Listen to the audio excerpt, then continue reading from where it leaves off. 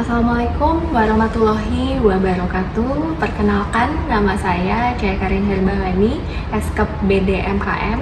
Saya merupakan salah satu staf pengajar di program studi Kesehatan Masyarakat Fakultas Ilmu Kesehatan UPN Veteran Jakarta.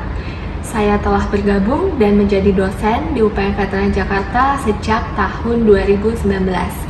Bidang ilmu yang saya tekuni adalah kesehatan reproduksi, khususnya yaitu kesehatan ibu dan anak, serta kesehatan reproduksi remaja. Pada kesempatan kali ini, saya akan menyampaikan PDD UKT-PT saya pada bidang pengajaran, yakni pada mata kuliah Dasar Kesehatan Reproduksi. Mata kuliah ini memiliki bobot 2 SKS dan merupakan mata kuliah wajib di program studi Kesehatan Masyarakat yang diambil oleh mahasiswa di semester 2. Mata kuliah ini terdiri dari 16 pertemuan, dengan pada pertemuan ke-8 yakni ujian tengah semester dan pertemuan ke-16 yakni ujian akhir semester. Pada mata kuliah ini akan dibahas terkait konsep, prinsip, ruang lingkup kesehatan reproduksi, berbagai masalah kesehatan reproduksi, dan upaya pencegahan serta penanggulangannya. Mata kuliah ini akan bermanfaat bagi mahasiswa saat di dunia kerja nantinya, karena isu kesehatan reproduksi sampai dengan saat ini masih menjadi perhatian khusus, baik di tingkat nasional maupun global. Jika kita lihat SDGs, isu kesehatan reproduksi termasuk dalam indikator poin ketiga, yakni pada indikator terkait good health and well-being, dan indikator poin kelima, yakni terkait gender equality. Selain itu, isu kesehatan reproduksi juga sejalan dengan visi dan misi Kementerian Kesehatan tahun 2020 hingga 2024, yaitu menciptakan manusia yang sehat, produktif, mandiri, dan berkeadilan. Dengan salah satu misinya, yaitu menurunkan angka kematian ibu dan bayi, menurunkan angka stunting pada balita, yang mana kedua misi tersebut merupakan ruang lingkup kesehatan reproduksi. Setelah mengikuti mata kuliah Dasar Kesehatan Reproduksi ini, mahasiswa akan mampu memahami berbagai isu terkait kesehatan reproduksi dalam perspektif kesehatan, seperti mampu menjelaskan konsep dasar dan prinsip kesehatan reproduksi dan gender, teori perkawinan, fertilitas, infertilitas, organ, sistem dan fungsi reproduksi, kelainan dan penyakit reproduksi, keluarga berencana, dan kontrasepsi, serta kesehatan reproduksi sepanjang usia yang meliputi kesehatan reproduksi ibu dan anak, kesehatan reproduksi remaja, dan kesehatan reproduksi lansia.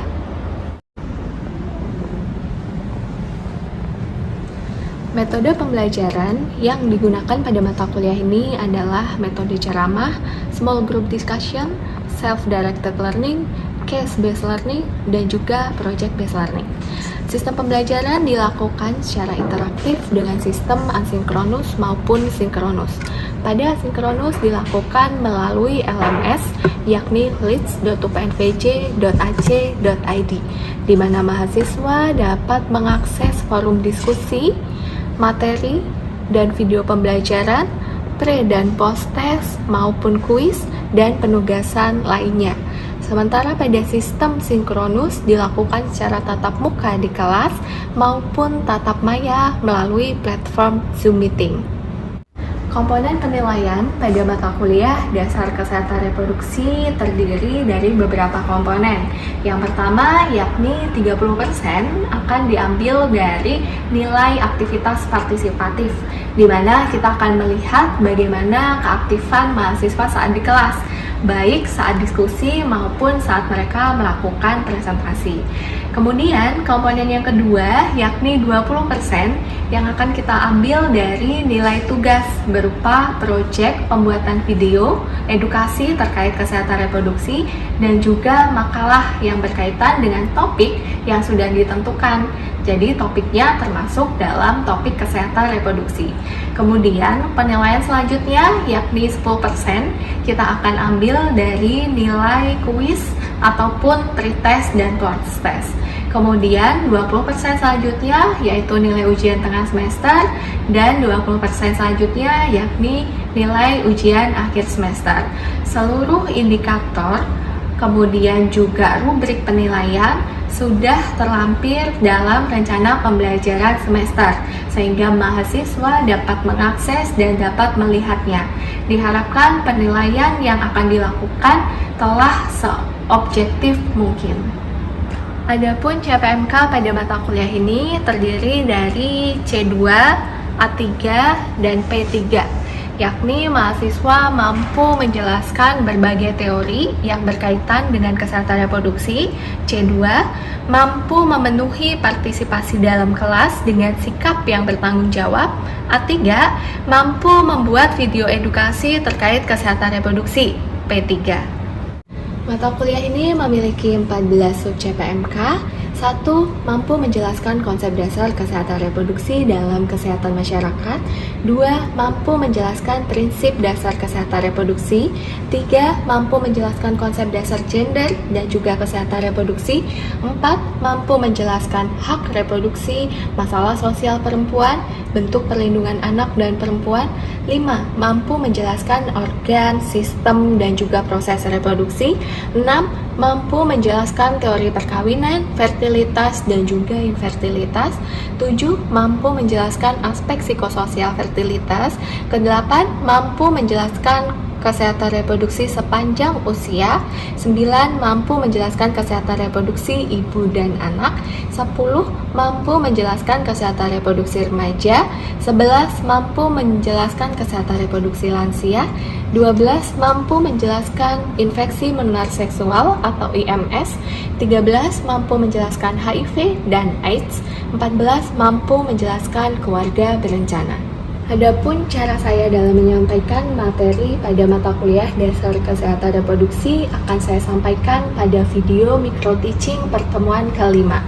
Diharapkan pada pertemuan kelima ini, mahasiswa mampu menguasai konsep dasar gender dan kesehatan reproduksi, di mana mahasiswa mampu menjelaskan terkait pengertian gender dan seksualitas, budaya yang mempengaruhi gender, diskriminasi gender, bentuk-bentuk ketidakadilan gender, serta keterkaitan gender dan kesehatan reproduksi. Pada pertemuan kelima ini akan dibagi menjadi 3. Yang pertama yaitu pendahuluan yang terdiri dari salam pembuka, review pertemuan sebelumnya, capaian materi RPS saat ini, dan juga tujuan dari pertemuan saat ini. Kemudian tahap kedua yaitu tahap penyajian yang terdiri dari penyajian dari dosen terkait pengertian gender dan seksualitas, bentuk ketidakadilan gender, budaya yang mempengaruhi gender, diskriminasi gender, serta keterkaitan gender dan kesehatan reproduksi. Proses penyampaian materi dilakukan secara interaktif dua arah dengan menyelipkan berbagai pertanyaan maupun kasus untuk dijawab oleh mahasiswa. Kemudian yang terakhir, yakni yang ketiga, yaitu penutup yang terdiri dari diskusi, tanya jawab, kesimpulan, kuis dengan media Kahoot, penugasan, dan gambaran untuk pertemuan selanjutnya. Untuk itu, yuk mari kita lihat bagaimana saya menyampaikan materi untuk pertemuan kelima ini. Mari kita lihat videonya. Oke, baik. Assalamualaikum warahmatullahi wabarakatuh. Selamat pagi teman-teman semua. Gimana kabarnya hari ini? Sehat semuanya? Baik, Ibu. Alhamdulillah pada sehat ya. Oke, lagi pada di mana ini? Di rumah, Ibu. Di rumah ya. Oke, karena teman-teman lagi belajar dari rumah ya. Oke, baik. Semoga tetap semangat untuk mengikuti perkuliahan hari ini. Jadi hari ini alhamdulillah kita bisa ketemu lagi di mata kuliah dasar kesehatan reproduksi pertemuan kelima. Hari ini kita akan membahas terkait konsep dasar gender. Ada yang masih ingat nggak minggu lalu kita bahas apa?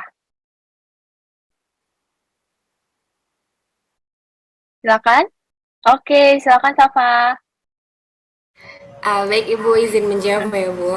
Minggu lalu Silakan. itu kita membahas mengenai organ, sistem dan juga fungsional dari proses reproduksi sih Ibu. Itu kita belajar juga mengenai cara-cara membersihkan dan merawat organ reproduksi kita. Terus gimana sih efeknya kalau misalnya kita nggak merawat organ reproduksi kita, nanti penyakit-penyakit apa aja gitu yang bisa timbul.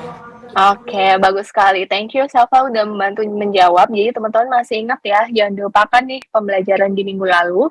Jadi, hari ini kita sudah sampai di pertemuan kelima. Hari ini kita akan membahas terkait konsep dasar gender dan juga kesehatan reproduksi. Teman-teman bisa cek di RPS yang sudah diunggah di Leads bahwa hari ini, minggu ini, kita pertemuan kelima, kita sudah sampai di tahap terkait konsep dasar gender, gitu ya. Dan minggu ke-6 nanti teman-teman akan membahas berkaitan dengan fertilitas, infertilitas, dan juga teori perkawinan. Jadi jangan dilupakan materi-materi yang sebelumnya sudah teman-teman dapatkan. Oke, nah tujuan pembelajaran di pertemuan kelima ini adalah teman-teman diharapkan mampu menguasai konsep dasar gender pada kesehatan reproduksi. Meliputi apa saja?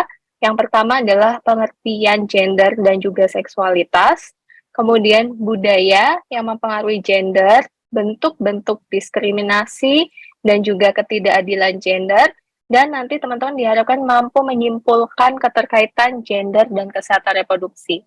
Jadi ini adalah tujuan pembelajaran kita hari ini. Nanti teman-teman silakan dicek, dipastikan selesai perkuliahan ini tujuannya tercapai nggak sih gitu. Jadi teman-teman yang bisa mengevaluasi teman-teman sendiri gitu ya. Oke, kalau terkait konsep dasar gender, ini di SDGs ada di pertemuan, di poin keberapa ya? Kira-kira yang akan kita bahas di pertemuan ini. Ada yang mau jawab? Izin menjawab poin ketiga, Bu. Ya, betul sekali. Thank you, Fatia. Jadi ini ada di poin ketiga, khususnya 3.7 ya, berkaitan dengan universal access of reproductive health. Jadi segala pelayanan kesehatan reproduksi, termasuk dengan masalah gender yang nanti akan bermasalah ke misalkan terkait dengan pelayanan kontrasepsi. Nanti kita akan bahas juga. Kemudian di poin berapa lagi? Poin kelima, Bu. Ya, betul. Jadi di poin kelima juga ya, ini udah jelas banget di sini ada gender equality. Oke, thank you Fatia dan Mika. Hari kita akan masuk di tujuan pembelajaran pertama, yaitu pengertian gender. Apa sih yang teman-teman ketahui soal gender itu?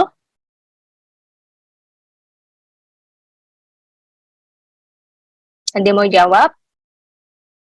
Apa yang kalian ketahui soal gender? Oke, silakan Mika.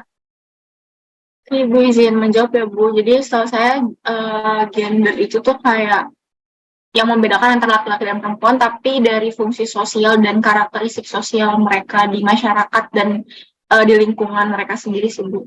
Ya, betul sekali. Oke, thank you Mika. Jadi dia adalah konstruksi sosial bagaimana perempuan dan laki-laki itu dibentuk oleh masyarakat. Oke, pertanyaan selanjutnya. Apakah gender ini sama dengan seks? Ada yang mau menjawab? Izin jawab Ibu. Oke, silakan Safa.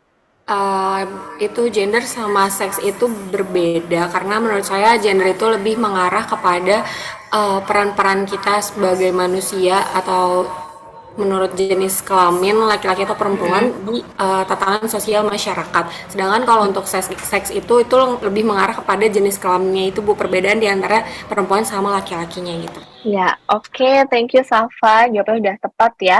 Jadi gender dan seks adalah dua hal yang berbeda gitu. Nanti kita akan bahas bedanya apa.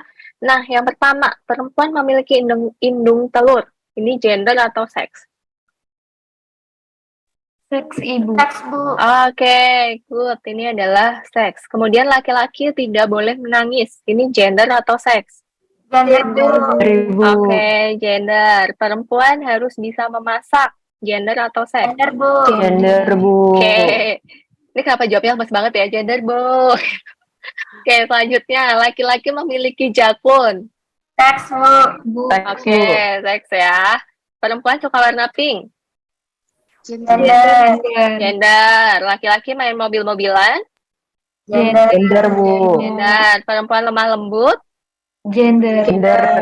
Gender. Kemudian selanjutnya yang terakhir laki-laki harus mencari nafkah. Gender. Oke, good. Ini jawabnya udah betul semua ya. Jadi teman-teman sudah bisa membedakan secara sekilas gender dan seks. Nah, tadi udah dijawab oleh Syafa. Jadi kalau seks itu adalah dia secara biologis gitu. Mungkin kalau kita ngisi aplikasi visa gitu kan, biasanya ada pertanyaan terkait seks. Di sini kita isinya apa? Kalian akan ngisi apa sih kalau seks titik dua gitu? Jenis kelamin. Ya, jenis kelamin ya, laki-laki atau perempuan gitu kan, hanya ada dua pilihan. Nah, itu adalah seks gitu. Jadi ketika kita membicarakan seks, seks itu adalah jenis kelamin yang berdasarkan dengan biologis ketika kita lahir. Ketika kita lahir, kita ini laki-laki atau perempuan. Tandanya apa? Kita punya penis atau vagina gitu. Kemudian kita mengalami menstruasi atau tidak nanti ketika remaja. Nah, itu adalah seks karakteristik. Untuk seks karakteristik, di sini ada karakteristik primer dan juga sekunder. Yang keduanya tentunya dipengaruhi oleh hormon. Ada hormon estrogen untuk perempuan dan hormon testosteron untuk laki-laki. Jadi, seks ini adalah jenis kelamin yang menentukan kita secara biologis ketika lahir ini laki-laki atau perempuan. Seks ini bisa dipertukarkan tidak? Tidak bisa. Tidak. Ya, betul. Jadi seks ini adalah tidak bisa dipertukarkan, hard to change. Jadi dia susah untuk diubah. Dan dia sifatnya adalah universal. Ketika kalian terlahir sebagai perempuan di Indonesia, terus kalian migrasi, misalkan mendapatkan green card di Amerika, ya di sana kalian tetap nulisnya adalah kalian perempuan gitu. Karena secara kalian biologis ketika kalian lahir, kalian adalah perempuan. Itu adalah seks. Kemudian selanjutnya adalah gender. Gender lebih dikenal ya dengan identitas gendernya adalah maskulin atau feminim. Jadi gender ini dia adalah dibentuk oleh kultural, oleh konstruksi sosial, oleh budaya yang meletakkan laki-laki atau perempuan ini berdasarkan perannya, kewajibannya, haknya, tanggung jawabnya, dan perilaku-perilaku yang bisa diterima. Misalkan, ketika laki-laki dia memiliki tanggung jawab untuk mencari nafkah, itu adalah gender. Perempuan dia harusnya nggak boleh celawakan gitu ya. Kalau ngomong nggak boleh teriak-teriak. Nah, itu adalah behavior yang diterima sebagai perempuan. Jadi di sini dia sangat very across culture. Jadi mungkin di setiap wilayah memiliki identitas gender yang berbeda dan mungkin bisa berubah, makin lama makin berubah gitu. Dan gender ini dia bisa dipertukarkan, ya. Nah, misalkan ada laki-laki dan perempuan. Laki-laki dan perempuan ini apa? Gender atau seks? Seks. Seks. Ada nggak di antara laki-laki dan perempuan ini? Kalau laki-laki kan berarti punya penis, perempuan punya vagina. Ada nggak yang punya penis dan juga vagina? Ada yang punya dua-duanya? Ada Bu. Enggak ada ya. Ada kelainan yang dia memiliki penis dan juga vagina. Biasanya disebut dengan intersex. Gitu. Jadi intersex ini adalah kondisi atau kelainan nih ketika dia memiliki organ reproduksi laki-laki dan perempuan, meskipun mungkin ada yang nggak normal gitu, atau nggak lengkap. Nah, misalkan mungkin teman-teman pernah nonton volley gitu, yang suka nonton volley. Nah, ada, ini siapa sih namanya? Ada yang tahu nggak? April, Bu.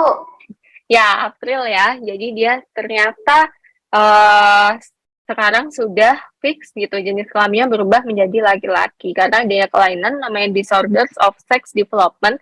Jadi ada perkembangan seksnya atau jenis kelaminnya yang mungkin ada dua-duanya gitu sehingga ada kelainan di mana testisnya tidak turun, sehingga genitalnya ambigu, bentuk kelaminnya nggak jelas. Nih.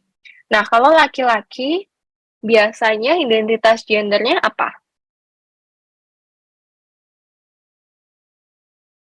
Identitas gender. Kalau laki-laki? Harus maskulin nih, Bu. Ya, betul Bella. Jadi kalau laki-laki biasanya di budaya kita adalah harus maskulin gitu. Kalau perempuan, Harus Harus feminim, feminim. Bu. ya harus feminim. Jadi laki-laki dia harus maskulin, perempuan harus feminim. Kalau laki-laki maskulin, perempuan feminim, dia disebutnya adalah cisgender gitu. Jadi dia sesuai dengan peran gender yang diharapkan. Nah, tapi kalau perempuan maskulin atau laki-laki feminim disebutnya apa? Ada yang tahu? Oh, ini kan sebenarnya Androgini masih. belum. Hampir. Apa, yuk? Kalau dia udah sesuai dengan peran identitas gender yang diharapkan, dia disebutnya cisgender. Nah, tapi kalau dia menyimpang atau dia melawan arus seperti ini, Transgender, Bu. Transgender. ya dia disebut sebagai transgender. Kualitas itu, oke, Mika mau jawab, silakan Mika. Boleh, boleh. Yuk, silakan. Iya Ibu, ini aja jawabannya ngungkapin aja mungkin kalau seksualitas dia lebih ke multisektor kayak ngeliat dari sosial, budaya, ekonomi gitu-gitunya kan. Ya, oke. Jadi dia lebih komprehensif ya. Jadi dia segala aspek di dalam kehidupan manusia yang berkaitan dengan seks, kemudian gender identities atau identitas gender, kemudian perannya, seksual orientasinya, dan lain sebagainya. Jadi kalau kita ngomongin seksualitas ya berarti kita belajar lebih komprehensif. Makanya judulnya yang betul ketika teman-teman melakukan edukasi bukan sex education gitu. Kalau sex education, berarti kalian hanya mengajarkan soal seks, soal jenis kelamin gitu, laki-laki dan perempuan. Nah, seharusnya judulnya yang benar adalah sexuality education. Kalau sexuality education, ya berarti kita ngajarin macem-macem gitu, mulai dari relationship, kemudian mulai dari soal mencegah dari kekerasan dan lain sebagainya gitu. Jadi seharusnya kalau mau ngasih edukasi soal kesehatan reproduksi, ya judul yang tepat adalah pendidikan seksualitas gitu, bukan pendidikan seks. Oke, tujuan pembelajaran 1 sudah selesai. Kita akan lanjut ke tujuan pembelajaran kedua. Budaya apa sih yang mempengaruhi gender ini? Ada yang mau jawab? Izin menjawab, Bu. Budaya patriarki, Bu. Oke, betul sekali. Budaya patriarki. Ada lagi? Dipengaruhi oleh apa? Saya melihat ada sesuatu yang menonjol tapi bukan bakat. Ada yang besar tapi bukan harapan, Bung Erwin. Apa itu, Bung Erwin? Perempuan-perempuan ini ya, yang menghiasi tribun ya, kelihatan menonjol sekali dibandingkan di tengah lautan para supporter pria. Betul. Oke, ada yang mau berpendapat terkait video ini? Silakan. Oke, silakan Alia. Iya Ibu, izin berpendapat kalau dari sepenglihatan saya tadi setelah nonton video yang saya dengar juga, itu kayak dari komentatornya itu mungkin secara tersirat apa ya Bu, kalau saya jadi cewek di situ merasa dilecehkan gitu sih Bu, karena ada yang menonjol tapi bukan kayak gitu-gitu sih Bu, itu menurut saya udah masuk ke pelecehan gitu Bu. Ya, oke, thank you Kurang Alia. Ya, betul. Jadi pelecehan itu adalah salah satu bentuk kekerasan ya, gitu. Kalau pelecehan ini dibiarkan, ya lama-lama nanti dia akan bisa menjadi kekerasan yang lebih masif gitu. Misalkan di sini ada catcalling, kemudian slut shaming gitu, atau dianggapnya ya laki-laki emang kayak gitu, suka komentari kayak gitu. Nah, itu udah masuknya di sini gitu. Kemudian Ibu mau menjawab Ibu.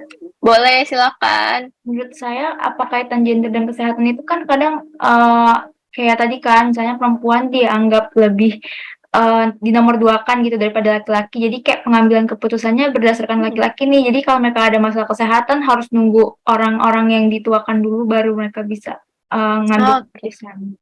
Ya, bagus sekali Bella. Berarti berkaitan dengan decision making atau pengambilan keputusan. Ada lagi? Oke, silakan Mita. Oke, Ibu sih boleh berpendapat lain nggak, Bu? Terkait Boleh lah, silakan. gender dan kesehatan. Ya, kalau gender ini kan dia dibentuk sama budaya, sosial budaya gitu ya, hasil konstruksi sosial budaya gitu. Salah satu tadi atas kayak budaya patriarki, terus juga stereotip juga, terus kayak Salah satunya mungkin yang mempengaruhi kesehatan itu ini sih Bu tadi soal maskulin gitu ya, laki-laki tuh harus maskulin, terus laki-laki mungkin harus ngerokok gitu ya Bu ya, harus biar kelihatan keren gitu di lingkungannya, dan itu sangat-sangat berdampak sih Bu terhadap kesehatan laki-laki itu sendiri. Dan mungkin ini lebih cenderung laki-laki tuh meninggalnya karena alasan-alasan itu Bu, seperti merokok, minum-minuman alkohol gitu, karena latar belakang karena pengaruh lingkungan dibentuk oleh budaya gitu ya Bu, bahwa laki-laki harus maskulin tadi, makanya ini sangat-sangat berpengaruh terhadap kesehatan itu sendiri. Terima kasih Bu. Oke, thank you Meita. Jadi juga betul ya. Jadi karena adanya identitas gender yang dibentuk oleh masyarakat, sehingga ada beberapa atau salah satu jenis kelamin dia memiliki resiko terhadap penyakit yang lebih tinggi gitu ya, resiko terhadap penyakitnya lebih tinggi. Oke, jadi biological difference between men and women lead to differential health outcome. Jadi ketika laki-laki dan perempuan resikonya tentu berbeda gitu. Laki-laki karena adanya identitas gender yang harus maskulin, dia kebut-kebutan, resiko kecelakaan lalu lintasnya bisa lebih tinggi gitu, kematian karena kecelakaan lalu lintas, dan itu harus diakomodasi. Kesimpulan pertemuan kita kali ini adalah gender ini adalah di tatanan sosial, dan ketidaksetaraan dan diskriminasi berkaitan erat dengan berbagai isu kesehatan. Misalkan lebih beresiko terhadap suatu penyakit, akses terhadap informasi, disease management, dan juga decision making. Oke, kita udah sampai di akhir. Ada pertanyaan? Cukup? Udah jelas ya? Nanti kalau ada pertanyaan, teman-teman boleh menuliskan di kolom diskusi di Leads gitu. Jadi silakan dituliskan di sana, nanti saya akan cek dan juga menjawab pertanyaan dari teman-teman. Oke, kita sudah tiba di akhir, yaitu kuis. Silakan teman-teman buka Kahoot-nya. Ini nggak banyak ya, jadi hanya ada 5 pertanyaan saja ya teman-teman. Yuk.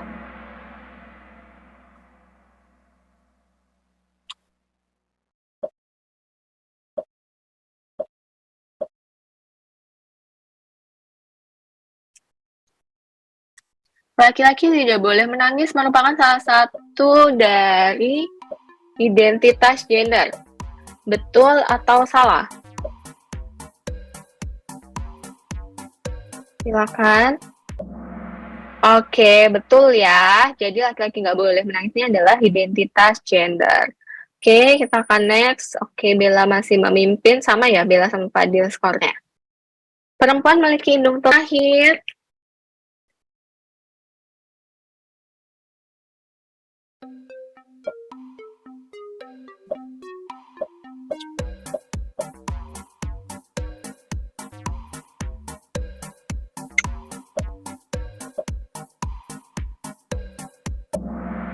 Oke, jadi ini adalah identitas gender ya, karena dia dianggapnya perempuan tuh harus lemah lembut, nggak boleh kena penyakit yang aneh-aneh, sekalinya kena dianggapnya itu adalah akibat karena dia nakal dan lain sebagainya.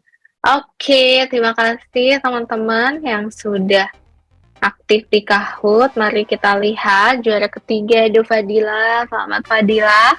Kemudian Bella. Nah, yang pertama adalah Fadil ya. Oke, terima kasih teman-teman sudah aktif berpartisipasi di pertemuan kelima. Jangan lupa nanti minggu ada penugasan ya teman-teman, yaitu membuat makalah kelompok yang minggu depan bertugas, dan juga video edukasi kesehatan reproduksi. Kemudian jangan lupa minggu depan kita pertemuan ke-6 kita akan bahas terkait teori perkawinan, infertilitas, dan juga fertilitas. Mungkin cukup sekian, nanti kita akan lanjutkan di forum diskusi di LMS kita, yaitu leads.pnpj.ac.id. Kurang lebihnya mohon maaf, semoga bermanfaat. Selamat pagi, wassalamualaikum warahmatullahi wabarakatuh. Terima kasih semuanya. Terima kasih, Bu. Terima kasih, Web. Demikian penyampaian PDD UKT-PT bidang pengajaran saya pada mata kuliah dasar kesehatan reproduksi. Atas perhatiannya diucapkan terima kasih. Wassalamualaikum warahmatullahi wabarakatuh.